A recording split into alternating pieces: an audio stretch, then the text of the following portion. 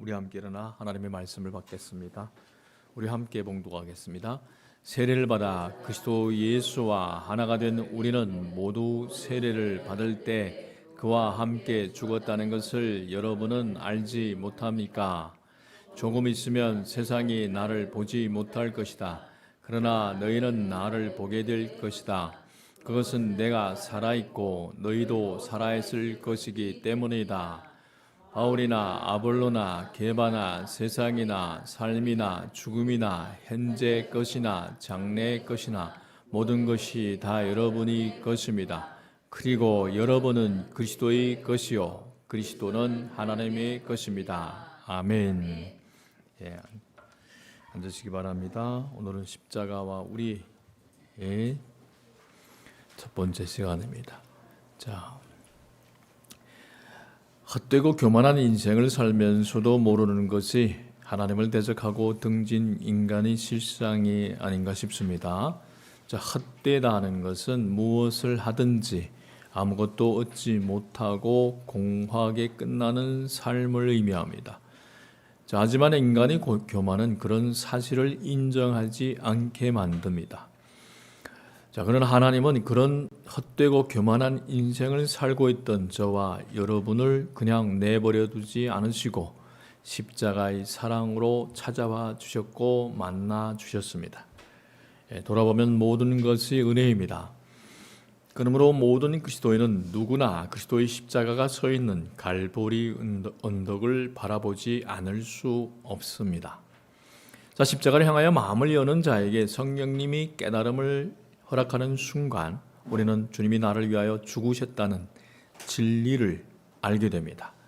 우리는 믿음으로 십자가 사건이 하나님의 목적이자 계획이었다는 사실을 받아들입니다. 자, 진실로 그리스도의 십자가는 우리를 구원하시기 위한 하나님의 마지막 방법이었습니다.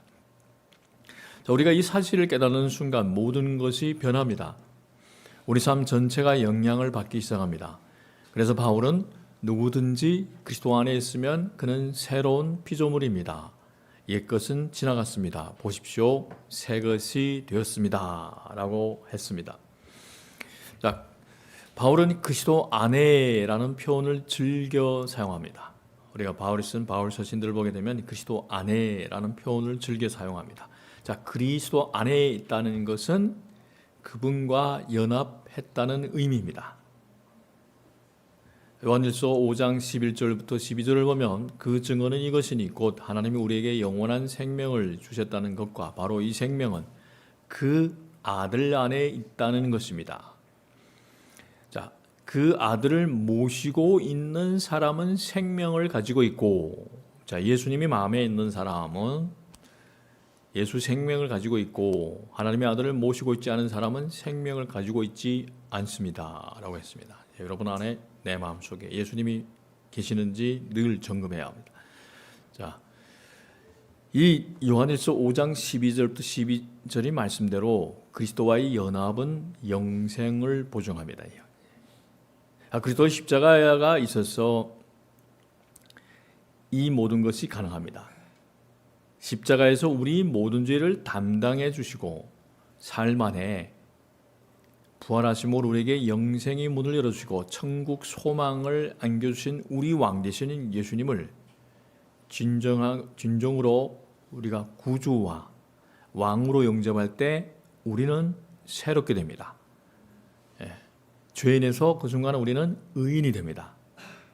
자, 그리스도 안에 있다는 것은 모든 것이 새롭게 되었다는 의미입니다. 모든 것이 변하고 우리는 새로운 피조물이 됐습니다. 예수님이 내 마음에 들어온 순간에 새로운 피조물이 됐습니다. 누가 말씀했습니까? 하나님이 말씀했습니다. 그래서 하나님이 말씀하면 그건 이루어진 겁니다. 인간이 말하면 이루어지지만 하나님이 말씀하셨기 때문에 성경에 그렇게 기록했기 때문에 우리가 그 말씀을 믿음으로 취하면 그렇게 된 겁니다. 자, 이것은 엄청난 것입니다. 심판을 받아야 할 죄인이 용서를 받고 죽을 수밖에 없는 죄인이 의롭다 하심을 받았습니다. 우리가 의롭다 하심을 받는 것은 우리 자신이 의로움 때문이 아니라 그리스도를 영접하고 그분이 의를 받아들였기 때문입니다. 하나님이 우리를 보실 때는 우리 죄가 아니라 그 아들이 의를 보십니다. 우리가 거듭난 신자라면, 즉 믿음으로 죄에서 해방된 존재라면, 자유케 된 존재라면 주위 사람들이 그 증거를 볼 수 있어야 하지 않겠습니까? 예.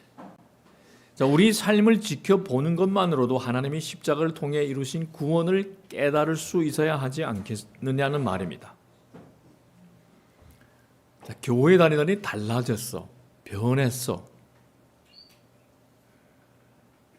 여러분은 십자가의 진리를 의심 없이 믿고 십자가를 통해 나타나는 하나님의 은혜와 사랑에 감격하는 마음으로 늘 살아가고 있습니까? 만일 그렇지 않다면 여러분의 삶과 행실로 인하여서 그리스도의 죽음이 조롱거리가 될 수 있다는 것을 명심해야 합니다. 여러분, 특별하게 예배 끝나고 여러분 꼭 조심하십시오. 교통 질서를 지키십시오. 막 함부로 이렇게 왔다 갔다 하지 말고, 믿지 않은 사람들, 우리가 이렇게 운전하다 보면 가끔씩 어떤 할머니나 할아버지가 막 차 오는데도 앞으로 건너가고 지나가고 이렇게 하잖아요. 근데 우리는 그걸 지키고 가야 됩니다. 예. 제가 옛날에 전화 목적에 있을 때 버스 정거장 사이에 그 신호등이 있어요. 신호등. 그 신호등이 꽤 길어요. 이상하게 사람이 별로 안 지나다니는데 꽤 길어요. 근데 그게 결국 우리 시험거리예요. 빨간불이 켰을 때 아무 차량도 안 지나갈 때 그걸 기다려요. 예. 왜냐? 내가 저 교회 앞에 보이는 교회 교인이기 때문에 내가 빨간불이라서 사람이 없다 해서 그걸 뛰어가는 순간에 다른 사람이 보고 내가 교회에 들어가는 모습을 보고, 야, 교회 교인이 예수 믿는 사람이 교통규칙을 안 지키구나, 이런 말, 교회를 욕보이게 하거나 예수님을 욕보이게 할까 봐 기다렸어. 기도하면서 기다리는 거예요. 여러분, 우리 삶의 변화가 가장 좋은 전도입니다. 아무리 좋은 전략을 쓰고 아무리 좋은 방법을 쓰고 하더라도 우리 삶이 변화되지 않으면 우리는 그리스도의 죽음을 세상이 조롱하게 만든다는 것을 명심해야 합니다. 나의 삶과 행실로 인해 그리스도의 죽음을 조롱거리로 만들지 말아야 합니다. 그분의 죽음은 시대와 상황을 막론하고 모든 세상 사람에게 제시된 구원의 유일한 길이자 방법입니다. 그 어떤 죄인이라도 그리스도의 죽음을 통해 하나님과 깊은 관계를 맺을 수 있습니다. 우리는 하나님과 인격적인 관계를 맺는 것과 단지 종교적인 의무를 실행하는 것은 근본적인 차이가 있다는 점을 때로는 잊는 경우가 있습니다. 자, 겉으로 보기에는 믿는 척, 경건한 척 살아간다고 해도 하나님과의 인격적인 관계를 맺지 못하는 경우가 얼마든지 있을 수 있습니다. 성경은 하나님과 친밀한 관계를 맺고 그분과 더불어 동행하는 삶이 받침되어야만 진정한 변화가 이루어질 수 있다고 강조합니다. 내 삶이 누가 증명하겠습니까? 자녀, 배우자, 주변의 친척, 친구들. 우리는 항상 내 삶의 변화의 증거가 있는가, 주님과 동행해온 흔적이 있는가를 진지하게 생각하며 점검해 보아야 합니다. 지금 예수님이 온다면, 이 순간 온다면 나는 과연 그 앞에 설 수 있을까? 오늘부터 몇 번 나누어 우리가 십자가가 우리 삶에서 어떤 의미를 차지해야 하는지 여러분과 함께 살펴보는 시간을 가질 것입니다. 십자가는 교리가 아니라 삶입니다. 사도 바울에게 십자가는 얼마나 현실적이었을까? 이 문제와 관련해 우리에게 가장 익숙한 성경 구절은 갈라디아서 2장 20절입니다. 우리 갈라디아서 2장 20절을 좀 오늘 진지하게 읽어봅시다. 나는 그리스도와 함께 십자가에 못 박혔습니다. 이제 살고 있는 것은 내가 아닙니다. 그리스도께서 내 안에서 살고 계십니다. 내가 지금 육신 안에서 살고 있는 삶은 나를 사랑하셔서 나를 위하여 자기 몸을 내어주신 하나님의 아들을 믿는 믿음 안에서 살아가는 것입니다. 자, 여러분은 이 구절의 의미를 어떻게 이해하고 있습니까? 보통 우리는 이 말씀을 그냥 그리스도가 나를 위해서 죽으셨다는 의미 정도로, 그 정도로 해석하는 경우가 있습니다.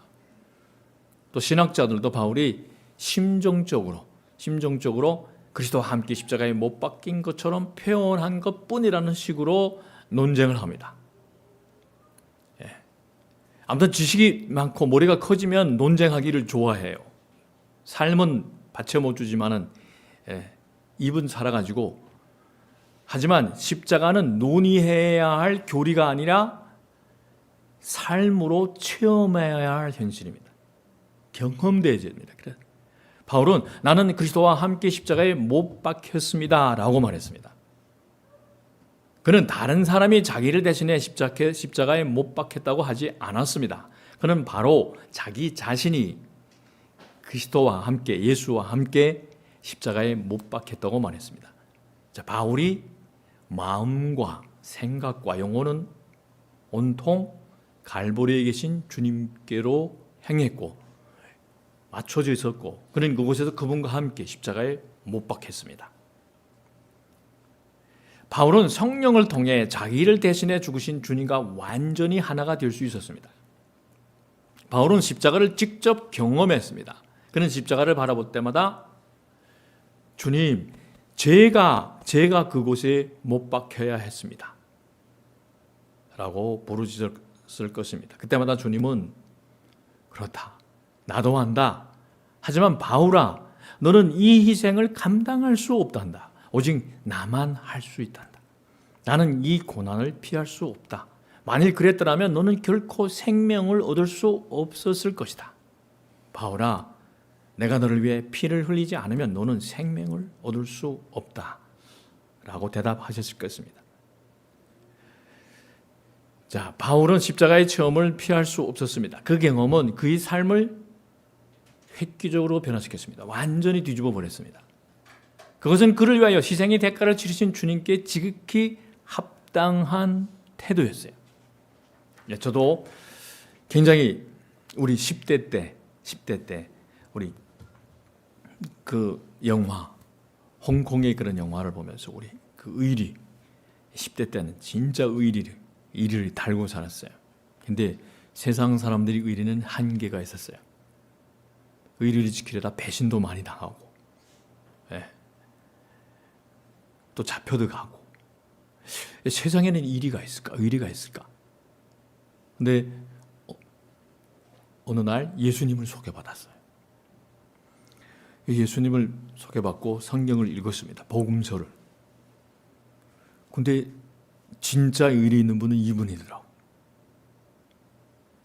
그래서 펑펑 울었어요.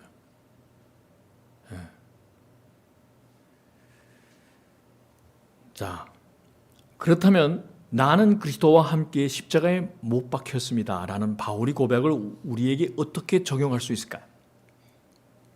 자, 그러면 갈라디아서 2장 20절을 고린도후서 5장 14절과 결부시켜서 우리가 생각해 보면, 고린도후서 5장 14절, 그리스도의 사랑이 우리를 휘어잡습니다. 우리가 확신하기로는 한 사람이 모든 사람을 위하여 죽으셨으니 모든 사람이 죽은 셈입니다 라고 했습니다. 하나님이 인간의 몸을 입고 우리 모든 사람을 대표해 죽으셨어요. 그러니까 그분이 죽음이 우리 죽음이 됐어요. 자, 죄의 삭은 사망입니다. 우리의 죄값은 반드시 청산되어야 했습니다. 예수님은 그 값을 우리를 대신하여 치러주셨습니다. 그분은 우리 모두를 위해 죽음을 당하셨습니다. 예수님이 죽음을 통해 여러분도 죽고 나도 죽었습니다. 우리는 주님과 함께 십자가에 못 박혔습니다. 우리는 그리스도 안에 있습니다. 그리스도가 모든 사람을 위해 죽으셨기 때문에 모든 사람이 죽은 셈입니다. 이것을 우리 마음과 영혼 안에 그대로 진리로 받아들여야 합니다. 자, 이 십자가 복음이 단순한 지식이 아니라 경험을 통해 나는 그리스도와 함께 십자가에 못 박혔습니다 라고 고백할 수 있는 순간이 우리 삶의 반드시 경험되어져야 합니다. 십자가는 경험을 통해서만 이해할 수 있습니다. 지식으로는 신학 지식을 아무리 읽어도 안 됩니다. 한 분이 제가 한 분을 알고 있는데 교회에 아주 오래 다녔습니다. 근데 경험이 안 되지는 거예요. 교리로는 알고 있는데 그래서 조금만 자기가 실수하게 되면 나 죽었는가? 내 예수 믿는 게 맞는가? 나 이러다가 천국 갈 수 있는가요? 그래서 계속 그 신학 서적을 두세요. 그래서 제가 지난번에 한번 얘기했어요. 다 내려놓으세요. 아주 유명한 교수의 책을 읽고 목사의 간증을 읽는다 해도 신앙의 지식을 아는 데는 조금 도움 되겠지만은 성경의 말씀 속에 나를 던지십시오. 말씀에 부딪히십시오. 가장 먼저 봐야 할 게 성경 말씀이에요. 어떤 목사님, 유명한 목사님이 간증집이나 책이 아니라 성경 말씀과 내가 직접 부딪혀라. 그 말씀 앞에 무릎을 꿇으라. 그 십자가의 사랑을 경험해야 된다고. 십자가를 통과해야 된다고. 그게 경험되지 않다고. 그런데 계속 사람이 얼마나 고집셉니까? 지식은 사람을 교만하게 만들어. 계속 또 이마이 두꺼운 책도 있잖아요. 제가 봐도 막 어지럼증이 날 책을 읽고 이걸 읽으면 되겠죠? 안 된다니까. 성경을 읽으라니까요. 통독을 해라니까요. 근데 안 들어요. 볼 때마다 부담스럽습니다. 또 와서 또 목사님 난 믿는지 모르겠어. 이 책을 읽었는데 이 유명한 목사님의 책을 읽었는데 아직도 경험이 안 되지. 만날 때마다 부담스럽습니다. 그런데 언젠가는 그분이 만날 줄 믿습니다.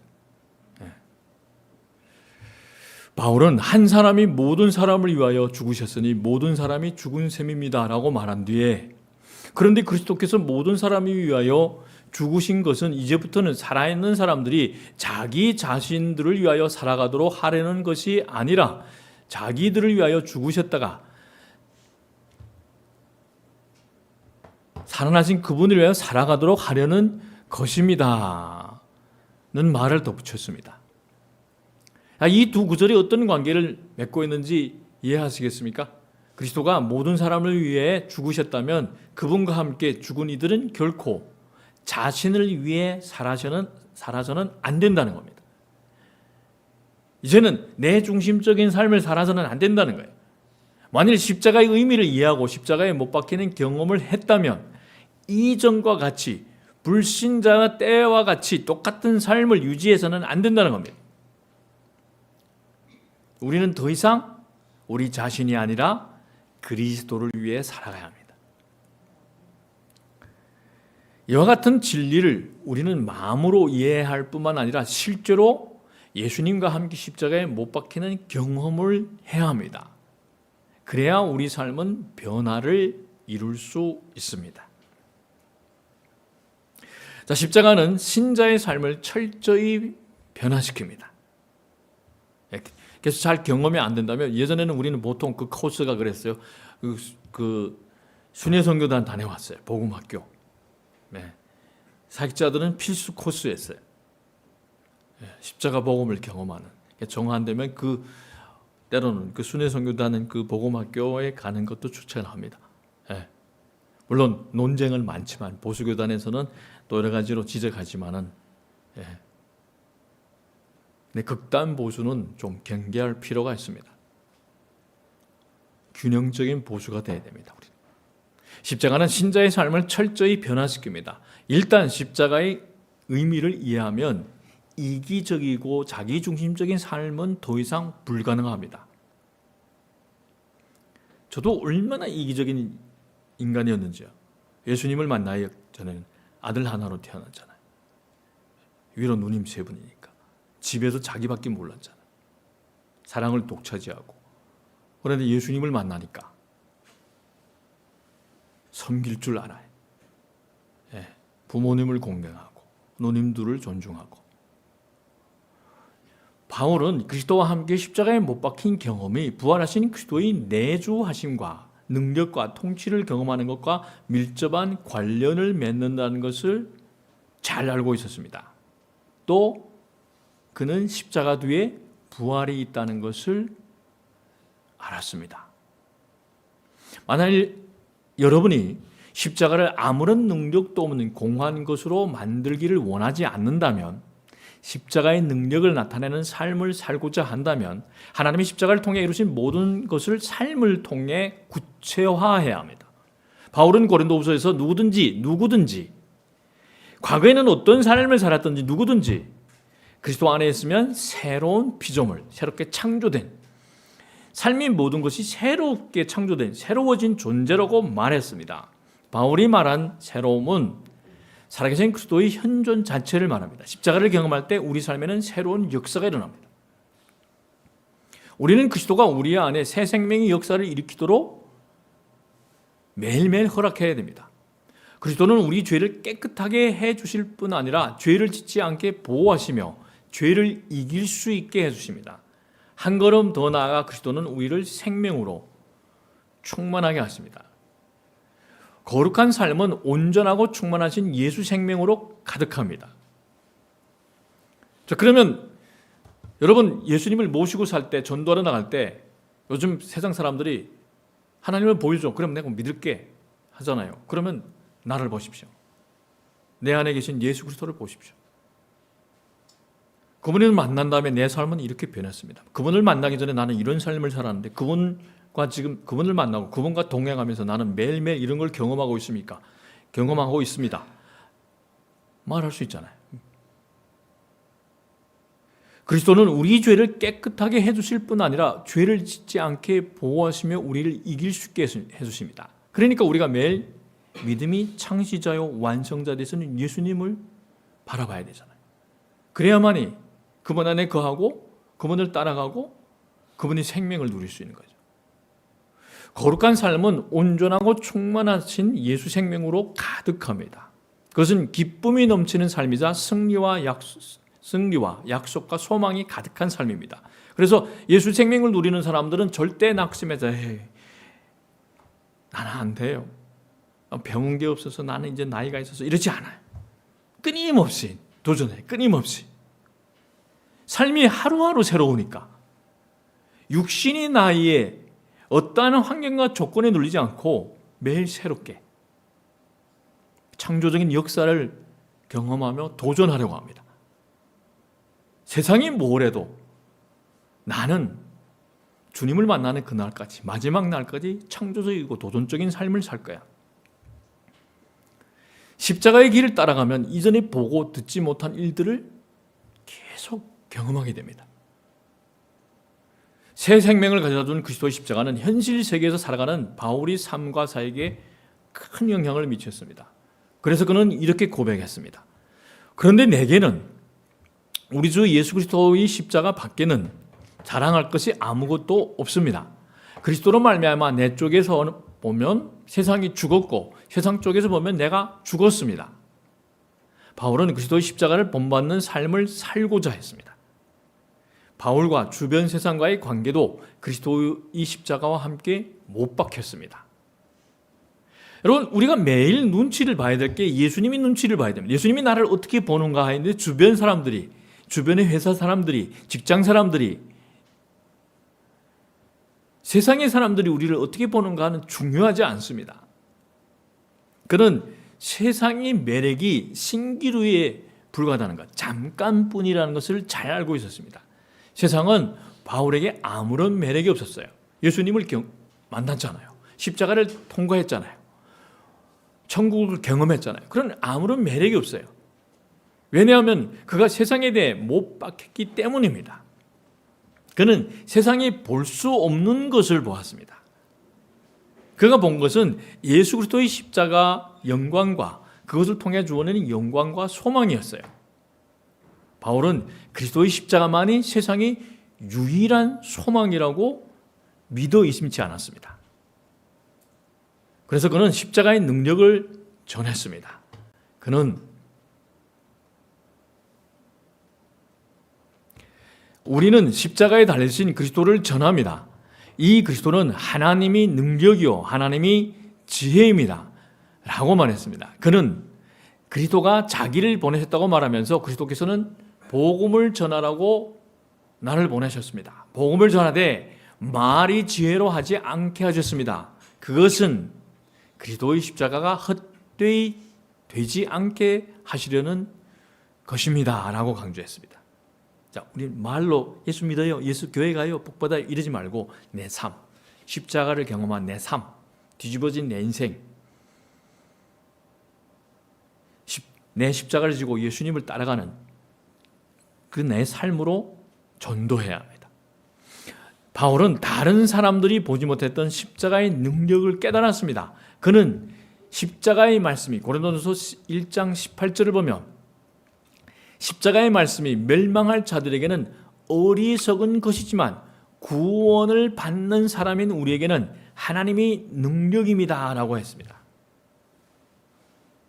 바울은 고린도의 신자들이 자기처럼 오직 십자가에서 발견되는 능력을 이해하고 경험하기를 원했습니다. 바울은 그들에게 형제 자매 여러분, 내가 여러분에게 가서 나는 여러분 가운데서 예수 그리스도 곧 십자가에 달리신 그분밖에는 아무것도 알지 않기로 작정하였습니다. 가장 중요한 게 예수님을 아는 거예요. 여러분 예수님을 얼마나 알고 계십니까? 마치 부부간에도 이 인격적인 부딪힘이 없으면 몇십 년을 같이 살아도 상대를 서로 몰라요. 근데 인격적인 부딪힘이 있으면, 사랑의 교제가 있으면 알아요. 우리가 상대만 서로 알면 돼요. 서로 상대만 알면 돼요. 우리에게는 예수님을 알면 됩니다. 신랑 되신 예수님. 바울은 신앙에 필요한 지식을 말하지 않았습니다. 십자가의 능력은 현실적인 삶의 경험입니다. 왜 그 많은 사람이 교회 다녀서 신천지가 추수 대상이 뭡니까? 교회에 들어와서 기존에 있는 신자들을 추수해 가잖아요. 왜 그럴까요? 지식으로만 알고 있기 때문에. 가르친 사람들도 지식으로만 알고 있기 때문이에요. 삶으로 경험되어지면 가짜를 믿으라면 믿겠습니까? 십자가의 능력은 현실적인 삶의 경험입니다. 바울이 성령의 능력으로 복음을 전함으로써 고린도 신자들의 믿음이 사람이 지혜에 바탕을 두지 않고 하나님의 능력에 바탕을 두게 하는 결과가 나타날 수 있었던 이유는 바로 십자가의 경험이 있었기 때문입니다. 신학교에서부터 다 죽어나가잖아요. 현대신학, 성경신학을 바탕으로 배워야 되는 현대신학, 인간이 만드는 신학을 바탕으로 십자가를 경험하지 못하는 교수들이 외국의 학위를 따가지고 와서 이야기하는데 경험, 지식을 이야기하니까 그 안에서부터 다 죽은 사람들이 나와서 목회를 하니까 뭐가 되겠습니까? 다 죽어버리는 거예요. 삶이 받지 않는데 삶이. 하나님은 우리 삶이 십자가를 통해 변화되기를 원하십니다. 우리는 십자가가 내 삶에 어떤 영향력을 끼치고 있는가? 나의 삶은 과연 십자가를 중심으로 이루어지는가? 십자가가 나의 경험을 통해 실제로 다가오는가? 나는 살아계신 예수님이 생명을 매일 경험하고 있는가? 라는 질문을 나에게 던지며 깊이 있게 생각해 봐야 합니다. 혹시 내게 주어진 시간과 에너지와 생각과 재물을 사용하는 데 있어 여전히 세상을 중심으로 하고 있지는 않은가? 뭘 나를 위해서 써라면 그냥 펑펑펑 쓰는데 헌금을 하게 되면 떨려. 어떻게. 그리고 또 감초. 내 수입을 알게 되면 목사님이 또 11조를 해요. 11조. 안 돼. 감초해야 돼. 서로에게 말하네. 절대 교회 가서 말하면 안 돼. 우리 수입이 얼마라는 것.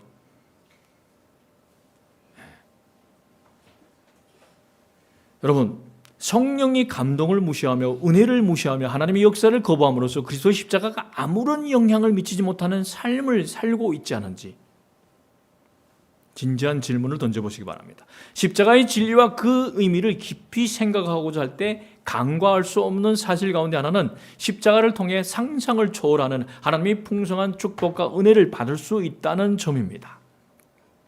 우리가 지금까지 살펴본 대로 십자가는 영원전부터 하나님의 마음에 존재했던 구원의 방법이었습니다.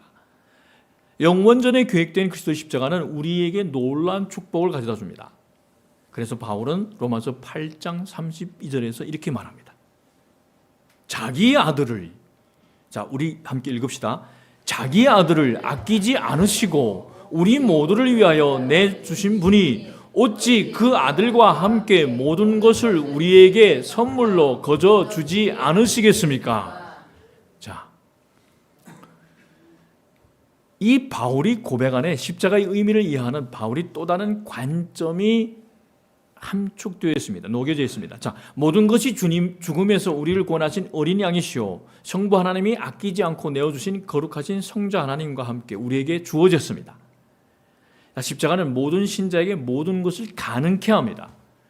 그냥 죽어, 헌신해, 수고해 이 정 아니에요. 하지만 우리가 하나님의 관점에서 바라보지 않는다면 우리는 결코 모든 것이 의미를 온전히 이해할 수 없습니다. 하나님은 우리에게 십자가를 가르치며 내가 너를 위해 더 이상 무엇을 할 수 있겠느냐? 십자가에 모든 것이 포함되어 있다. 나는 아무 죄도 없는 사랑하는 외아들을, 독생자를 너를 위해 내어주었다. 그렇다면 그것은 곧 내가 너에게 다른 모든 것을 허락하겠다는 증거가 아니겠느냐?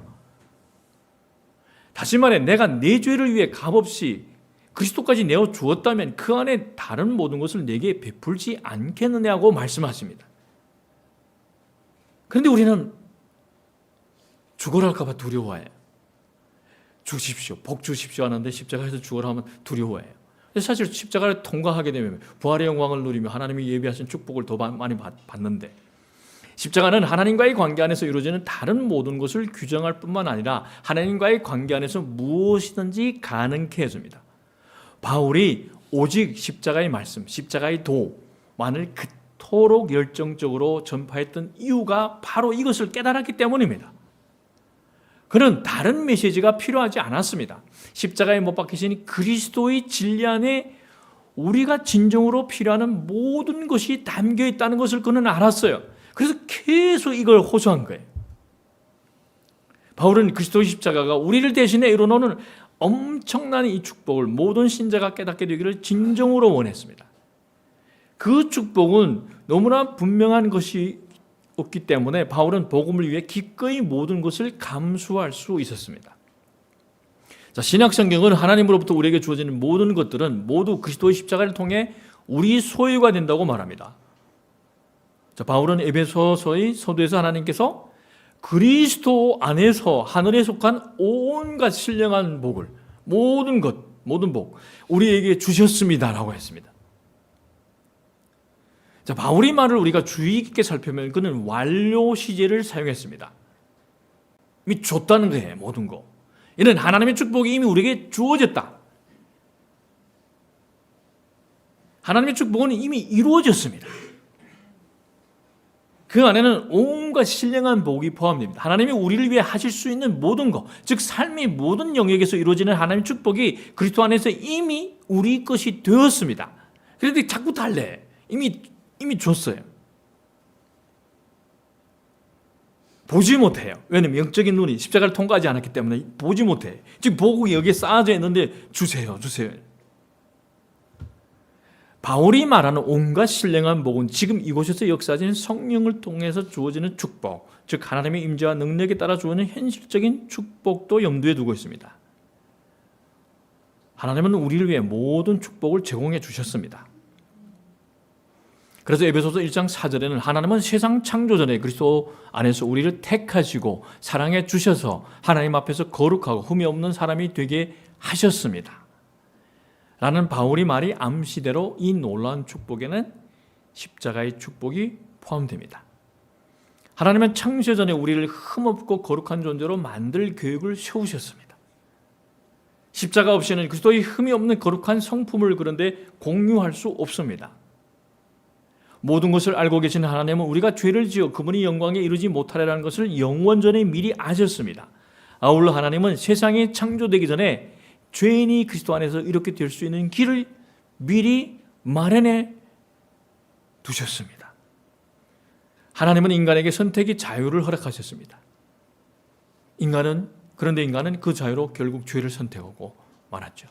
하나님은 죄의 치명적인 결과를 알고 계셨기 때문에 영원전부터 아들의 죽음을 통해 죄로 인한 불행을 해결할 수 있는 계획을 미리 세워놓았습니다.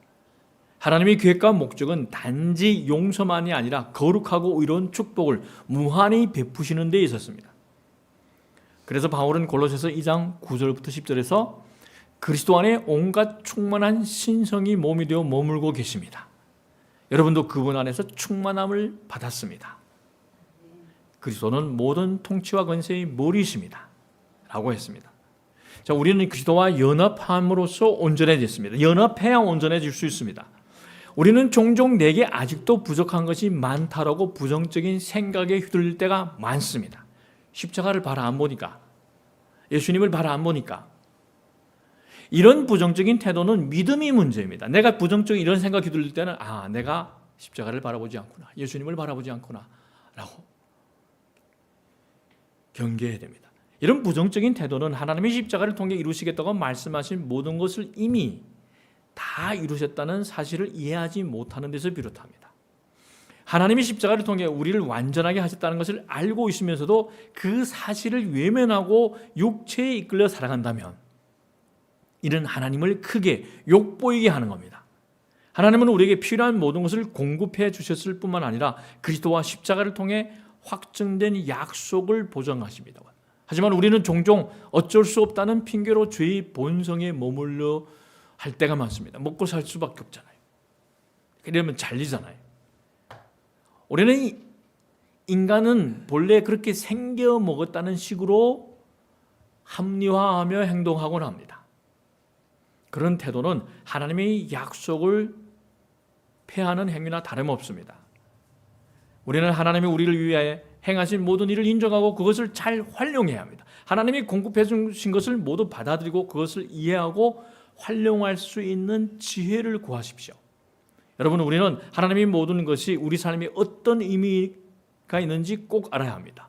우리는 자신이 삶은 물론 부부관계, 가족과 친구관계, 사역 현장, 일터 모든 상황에서 그 의미를 터득해야 합니다. 모든 일에 하나님의 풍성한 은혜와 축복을 경험하는 삶을 살아야 합니다. 로마서 8장 32절에 자기 아들을 아끼지 않으시고 우리를 모두를 위하여 내주신 분이 어찌 그 아들과 함께 모든 것을 우리에게 선물로 거저주시 않으시겠습니까?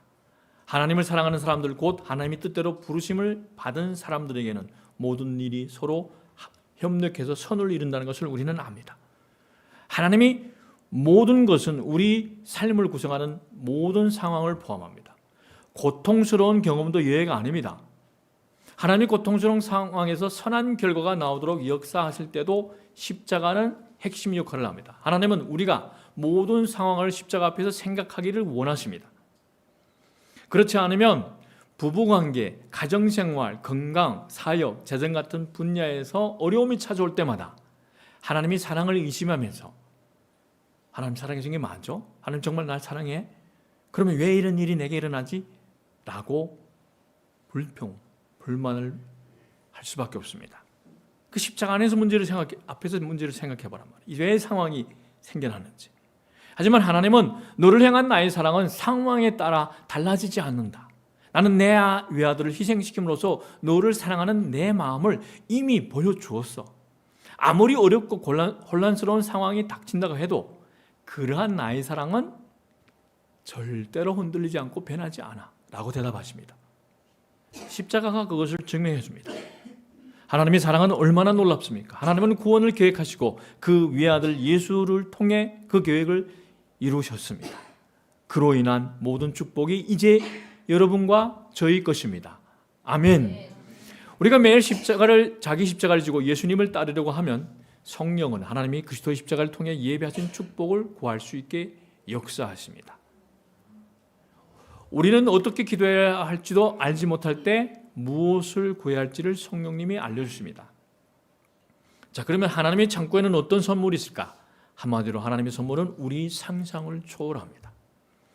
바울은 눈으로 보지 못하고 귀로 듣지 못한 것들, 하나님이 마음에 떠오르지 않은 것들을 하나님께서는 자기를 사랑하는 사람들에게 마련해 주셨다고 고린도전서 2장 9절부터 10절에 말씀하고 있습니다. 하나님의 창고에는 이미 예비해 두신 축복이 가득합니다. 그것들이 무엇인지 이해할 수 있는 마음과 간구할 수 있는 마음을 갖도록 돕는 것이 성령의 역할입니다. 근데 우리는 왜 받지 못할까요? 성령의 인도를 받지 않기 때문에, 자꾸 육신에 따라 뭘 간구하기 때문에. 내가 예수님을 더 따라가는데 필요한 걸 공급해 달라고, 내가 이 땅에서 의인의 삶을 살아갈 수 있도록, 주님과 동행하는 삶을 살아갈 수 있도록, 거룩한 백성의 삶을 살아갈 수 있도록 공급해 달라고 해야 되는데, 우리는 자꾸 물질, 더 넓은 집, 더 좋은 차, 자꾸 머니 하니까 그 복이 내려오지 않는 거예요. 채워지지 않는 거예요. 고린도전서 2장 12절에 우리는 세상의 영을 받은 것이 아니라 하나님에게서 오신 영을 받았습니다. 그것은 하나님께서 우리에게 은혜로 주신 선물들을 우리로 하여금 깨달아 알게 하시려는 것입니다. 성령의 인도를 받아야 돼. 예수님은 너희가 아버지께 구하는 것은 무엇이나 아버지께서 내 이름으로 주실 것이다 라고 말씀하셨습니다. 예수님이 그런 말씀을 하실 수 있었던 이유는 우리가 그분의 뜻과 이름으로 구하는 축복이 이미 예비되어 있기 때문입니다. 우리는 성령의 도우심을 받아 기도함으로써 그 예비된 축복을 받을 수 있습니다. 우리 육신으로 자꾸 욕망의 탐욕에 따라, 욕망에 따라, 정욕에 따라 구하니까 안 받지만 성령의 인도에 따라 예비된 축복을 받아내야 합니다. 십자가 덕분에 우리는 예수 피를 힘입어 담대하게 지성소로 들어가게 됐어요. 우리는 기도할 때 성령의 도우심을 받아 거룩한 하나님 앞에 나아갈 수 있습니다. 그래서 히브리서 저자는 지체하거나 머뭇거리지 말고 확고한 믿음을 가지고 참된 믿음 마음으로 하나님께 나아가라고 권고합니다. 자, 얼마나 놀랍습니까? 하나님은 우리에게 그분이 계시는 가장 거룩한 장소에 나아갈 수 있는 특권을 허락하셨습니다. 그렇습니다. 하나님 앞에 나아가는 것이 곧 그분을 영화롭게 하는 삶입니다. 하나님이 외아들이 생명을 희생시켜 그 거룩한 처소에 나올 수 있는 길을 예비하셨는데도 그렇게 하지 않는다면 어떻게 주님이 우리를 위하여 예비하여 두신 온갖 신령한 복을 누리며 살 수 있겠습니까?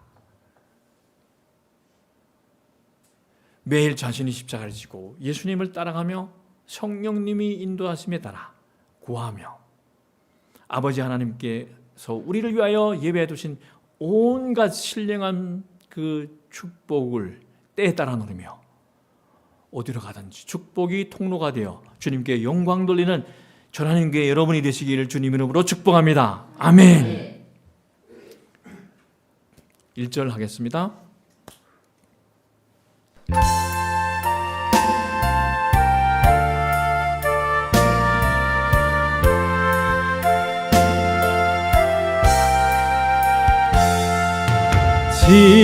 십자가로 가까이 나를 이끄시니